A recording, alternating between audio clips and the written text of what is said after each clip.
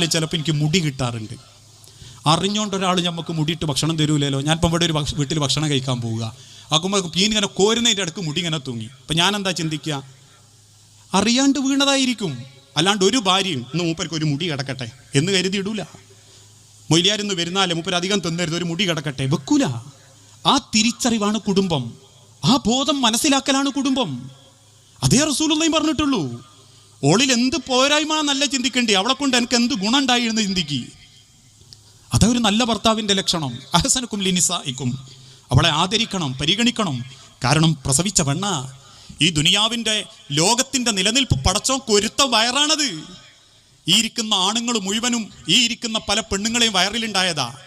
ഈ ഇരിക്കുന്ന പെണ്ണുങ്ങളെ വയറിലുണ്ടായതാ നമ്മളൊക്കെ എങ്കിൽ നമ്മളെ വയറ്റിൽ ഒരൊറ്റ പെണ്ണും ഇരുന്നോലില്ല കൂട്ടത്തിൽ. ഒരൊറ്റ പെണ്ണും നമ്മളെ വയറ്റിൽ കിടന്നിട്ടിങ്ങളില്ല. അതുകൊണ്ടാണ് റസൂലുള്ളാഹി സ്വല്ലല്ലാഹു അലൈഹി വസല്ലം